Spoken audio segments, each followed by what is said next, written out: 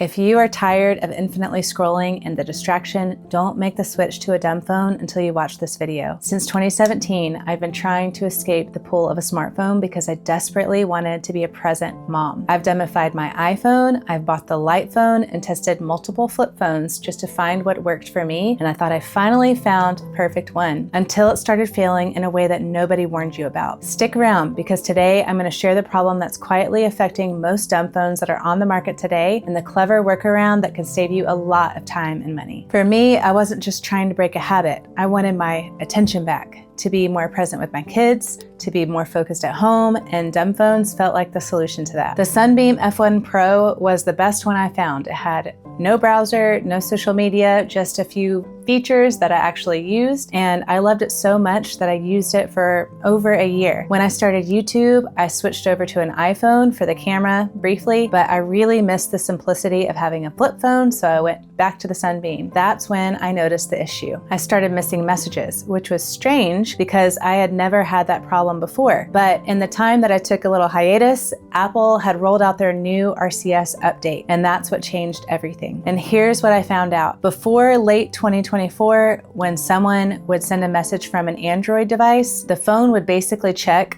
does this other phone support RCS? If yes, it would upgrade to that special form of messaging, and if not, it would fall back to SMS automatically. But when Apple added RCS, they built it separately from their iMessage and their SMS, so there was no shared fallback. So now, if an iPhone sends an RCS message to a phone that doesn't support it, like all the flip phones, or most of the flip phones out there, the message might not ever arrive. And this is especially true for group messages. I could still receive text from iPhones, definitely, but I would not get group text a lot of times. They would just simply never show up. And if texting isn't reliable, even after simplifying everything else, I got the phone for texting and for calling. Not half the time, but at least some of the time the texting is not working. That's simply a deal breaker in today's world. Now, to be fair, it's not every dumb phone. As far as I know, there are 2 on the market today that receive RCS messages from iPhones, if it's all set up correctly. It's the Cat S22 and the Wise Phone 2. Both run on Android, and if everything's set up correctly, it will work, but occasionally iPhone messages still get dropped. So it's not a phone issue on the dumb phone side, it's an iOS issue at the time. And as far as I know, it's been an issue for months and months, and there's not a solution in this foreseeable future that I've heard at this point. Once I figured this out, I felt stuck, because I tried everything, and again, I really liked my flip phone. I loved the Sunbeam Pro. Having a browser or social media on my phone, it felt like a window that was just always cracked open to the world, and it was constantly calling me to check something or search something or scroll something, and I hated it. I did not even want that to be an option. I wanted that window shut and sealed, but I also needed something that was going to be reliable. So then one day I was back on the Sunbeam website and I saw their feature list, and it said no browser, no social media. And that's how they summed up the value of their phone and what was helpful about it. And at that point, it hit me that that's all I ever really wanted.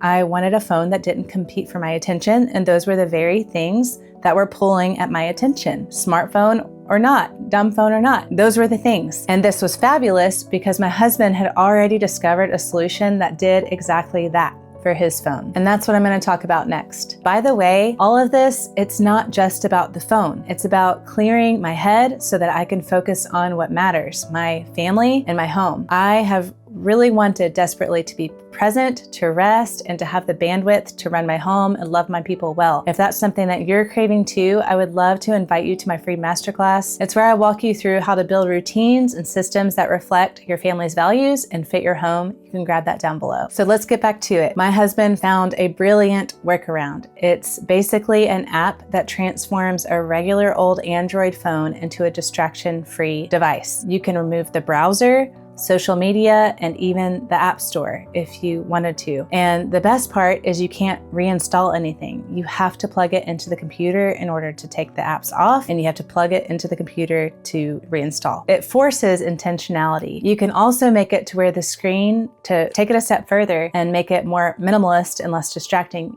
you can make it grayscale or make it to where your screen is completely grayed out. So there's no bright colors, no dopamine triggers, just a functional tool. And that small shift made a big difference. If you want to know exactly how to set this up, we're making a separate short tutorial where we're going to walk you through the whole process step by step. It takes 10 to 15 minutes. It's not that complicated at all. I'll link that down in the description below. Side note, parents, this is also a great setup for those of you with teenagers who are getting them their first phones. Their phones won't be able to browse the internet, and that will give you peace of mind as to what they're searching for and looking at. You guys, the reason this is so important, and I think you feel this if you're still here listening to this right now, the smartphone is not neutral. It's designed to pull you in. It's not just a neutral tool. The notifications, the endless scroll, even the tiniest design details are crafted to keep you on your screen longer. And the longer you're there, the more money that these companies make. So they literally profit off of your distraction. It's not right. As Christians, we are not called to fear technology or these tools, but we are called to be wise and disciplined and discerning. And if your phone is at the point of constantly fighting against you, if it feels more like a weight that's keeping you from running your race well, then maybe it's time to rethink how you use it. Personally, I did not want to spend my life resisting my own phone. It was too exhausting. As a mom, I only have so much bandwidth. I'd rather my energy and effort be used to pour into my husband and my children and our home. I wanted the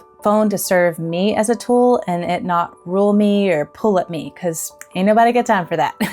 And now that's exactly what it does. Now I have an older refurbished version of an Android Pixel. It didn't cost me very much at all, but it saves me priceless time and energy. And I get all my messages. I don't feel constantly pulled to my screen all the time. I'm more present with my family and finally feel in control of how I use my time. Not to mention, I can have apps like Audible and things like that on it so I can listen to podcasts or audiobooks as my heart desires to do that. So it's everything I wanted from the dumb phone without the deal-breaking flaws. After 7 years of trying, I think I finally landed on a solution that works for me. And I hope that this blesses you too. So if you're anything like me and you're craving a simpler way to live so that you can be more present with your family and the people that matter to you most, I hope that this helps you avoid a lot of the frustration that I went through and honestly saves you time and energy and money, because these apps are free. Again, I'm going to link a tutorial down below where we're going to walk you through this step by step. And moms, if you want to take this a step even further